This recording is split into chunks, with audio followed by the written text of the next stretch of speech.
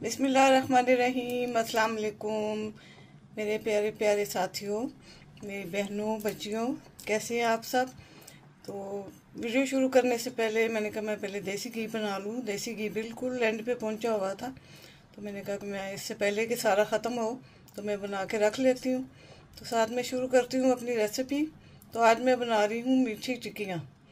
मीठी टिक्कियाँ या टिकरे भी कहते हैं, और भी बहुत से नाम होंगे। तो जल्दी शुरू करती हूँ, मैं साथ साथ आपसे बात भी करती हूँ, साथ ही घी बनता है।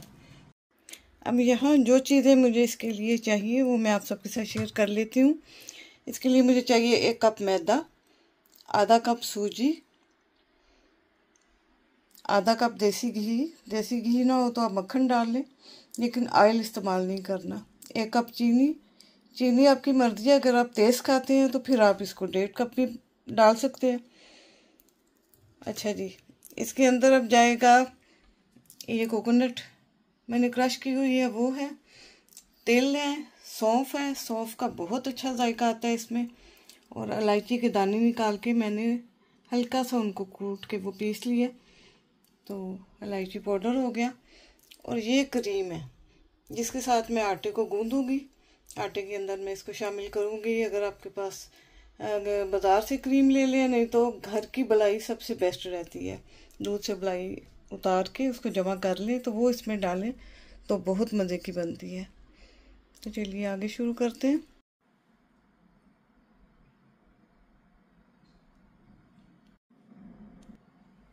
यहाँ मैं सबसे पहले इसके अंदर शामिल कर रही हूँ मैदा।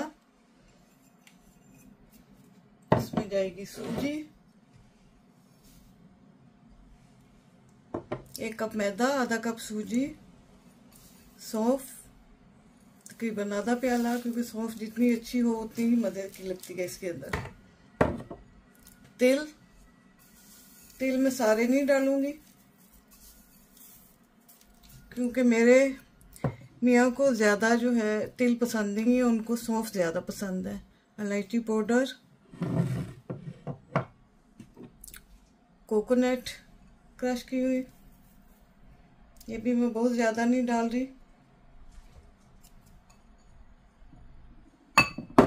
इसमें जाएगी चीनी, इसको मैं मिक्स कर लूँगी। वैसे हाथ से एक दफ़ा अच्छी तरह से मिक्स कर लूँगी मैं इसको सारे को। हमारे तो यहाँ बारीक चीनी होती है, और अगर आपके पास वहाँ पे दानेदार चीनी है तो उसको बारीक पीस लें या फाइन शुगर ले लें। ये अच्छी तरह से मिक्स हो गई। अब इसके अंदर डालूंगी मैं घी।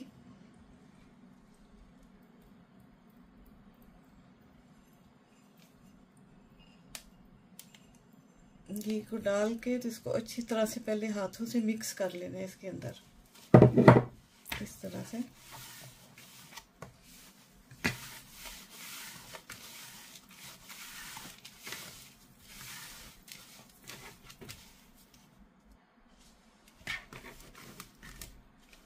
इस तरह देखें, जब ऐसे करें तो इस तरह से बने, इस तरह अच्छी तरह आपने इस तरह करके घी को इसके अंदर जो है ना मिक्स कर लेना सारे आटे के अंदर। अब घी इसके अंदर मिक्स हो गया। अब मैं इसके अंदर डालूंगी मलाई, और उसके साथ फिर मैं इसको गूंद लूँगी। अगर आपके पास मलाई कम हो तो आप नीम गर्म, या ना हो तो आप नीम गर्म दूध के साथ भी इसको गूंद सकते हैं, कि दूध नीम गर्म होना चाहिए। थोड़ा थोड़ा जिस तरह पानी के साथ आटा गूंदते हैं उसी तरह ही थोड़ा थोड़ा आपने इसके अंदर डालते जाना है और इसको गूंदना है।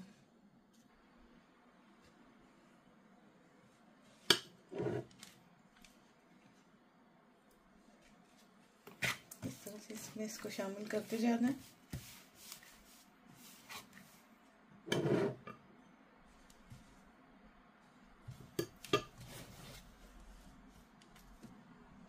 जी, अंदर एक ज़रूरी फ़ोन आ गया जिससे फिर सारा स्टेप आपको नहीं दिखा सकी। बहरहाल मैंने मल के इस तरह से ये हो गया आटा। तकरीबन मेरी इतनी मलाई लगी है इसके अंदर, जितनी मैंने आपको पहले दिखाई थी इतनी सी बच गई है। तो थोड़ा थोड़ा इसी तरह डालते हुए जैसे आटा गूंदते हैं उस तरह आपने गूंदना है।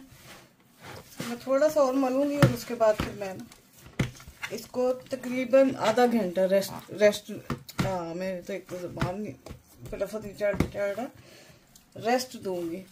आधा घंटा मैं इसको रख दूंगी।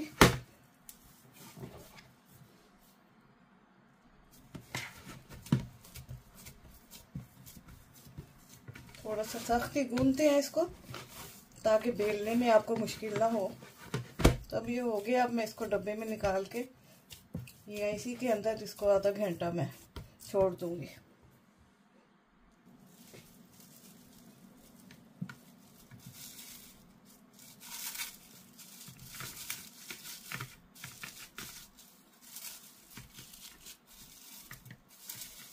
इसको मैंने अच्छी तरह से ढाँप के रख दिए।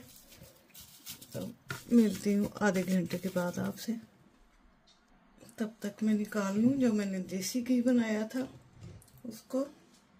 अब ठंडा हो चुका है।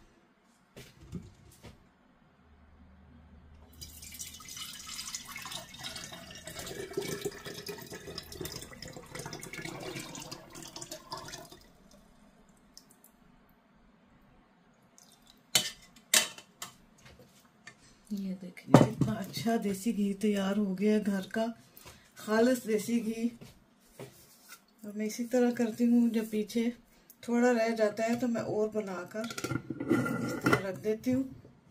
इस तरह से घर में किस चीज़ में घी इस्तेमाल करना है, साग के साथ खाना है, रोटी जो है उसको लगाना है, तो आपको बाज़ार से 2 नंबर घी नहीं लेना पड़ता। घर में साफ़ सुथरा सा अच्छा घी जो है वो तैयार हो जाता है।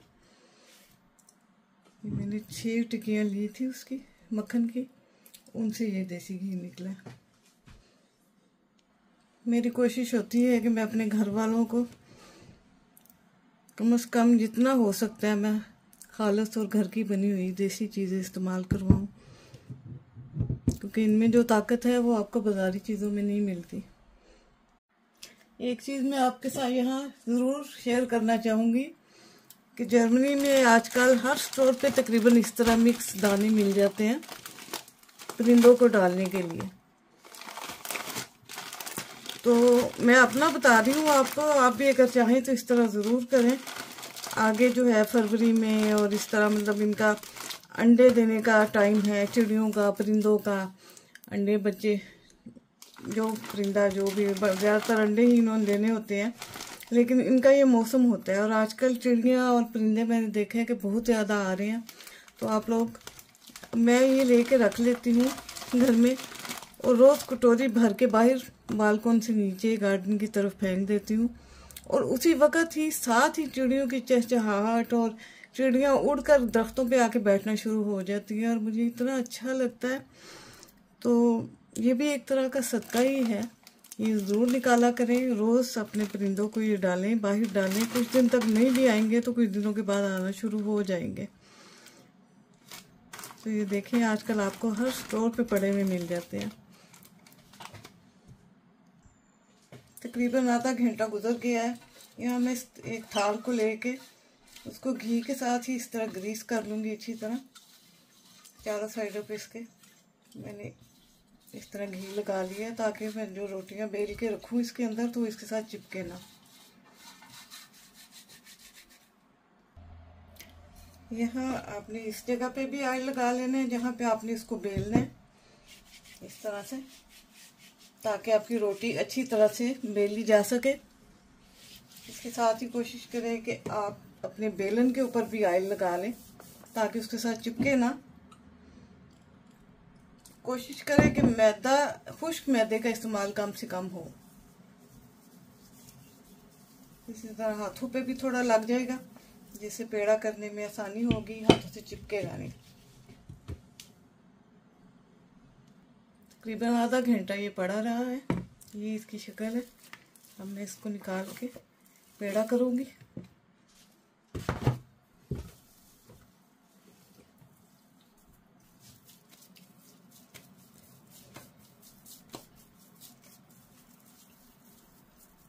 इसको बेल लूँगी यहाँ पे रख के। बहुत पतला इसको नहीं आपने बेलना।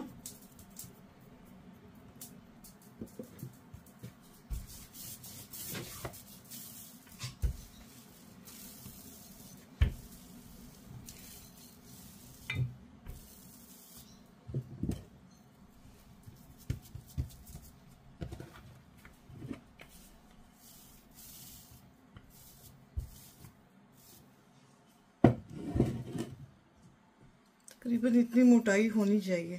अब आप किसी भी इस तरह किसी कोले की मदद से या किसी ग्लास की मदद से आप इसको कट कर सकते हैं इस तरह से।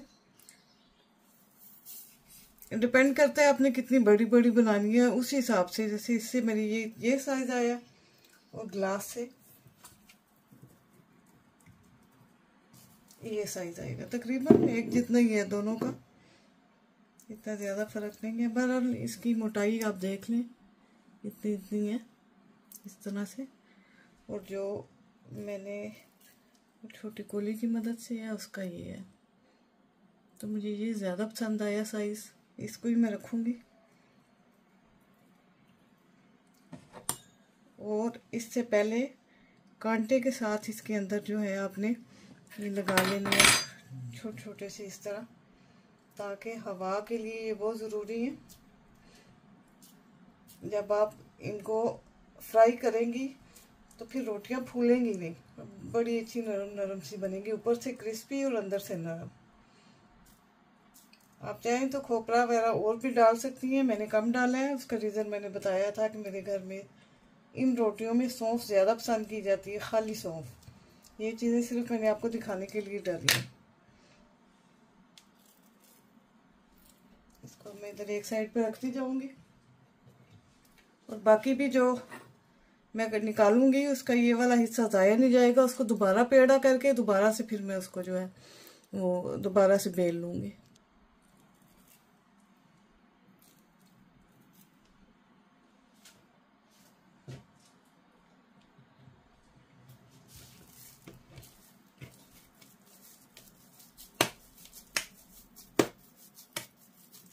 इस तरह दोबारा ये पेड़ा हो जाएगा और दोबारा बेला जाएगा।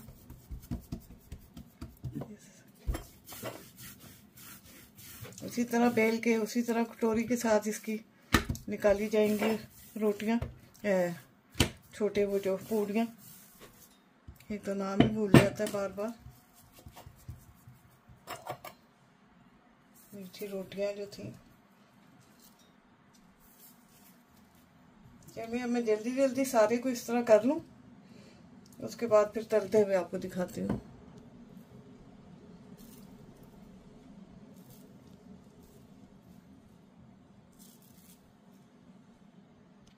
चाहे तो आप एक ही दफ़ा सारे में इस तरह से कट लगा के इस तरह, और फिर उसको आप जो है काट सकती हैं। ज़रूरी नहीं है कि आप पहले उसको गोल बेल के और उसके अंदर से वो कटोरी के साथ काट के फिर ये लगाएं कांटे के साथ। आप पहले कांटे के साथ इस तरह सारे के अंदर करके उसके बाद भी आप कटोरी से उसको काट सकती हैं इस तरह।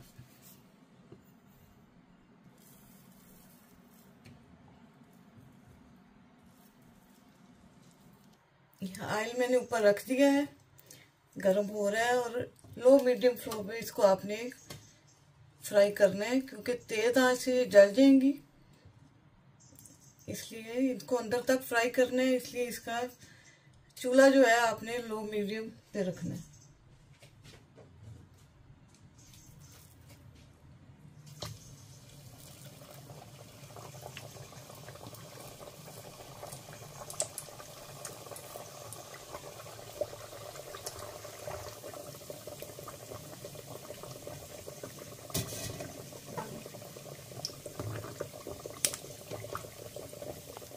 शामी कबाबों की तरह आहिस्ता आहिस्ता ये ब्राउन भी हो रही हैं, बड़ी अच्छी मीठी मीठी सी खुशबू आ रही है।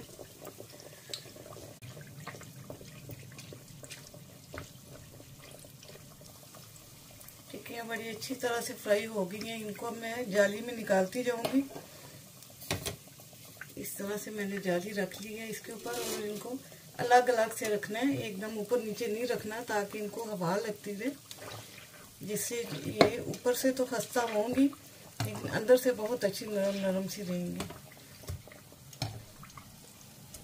इस तरह से फैला के रखनी है ताकि ठंडा होने में इनको आसानी से ये ठंडी हो जाए।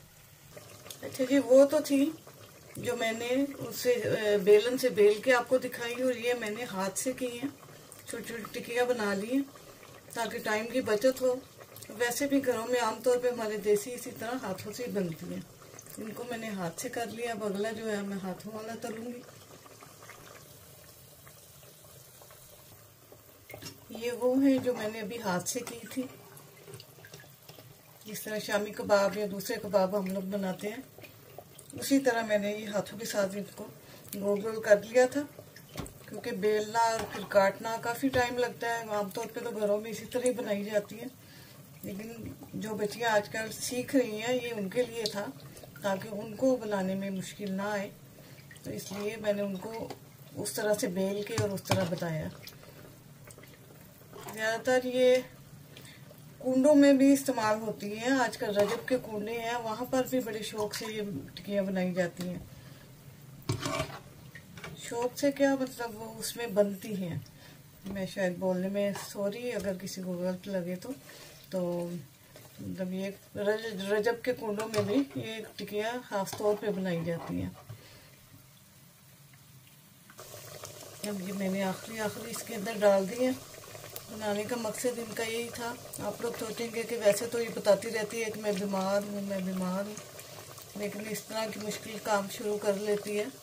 असल में जिस दिन मुझे शीमो लगती है, मतलब कीमोथेरेपी, डोइश में शीमोथेरेपी कहते हैं, तो उस दिन 3-4 घंटे के लिए मैं कुछ ठीक होती हूँ, बेहतर होती हूँ।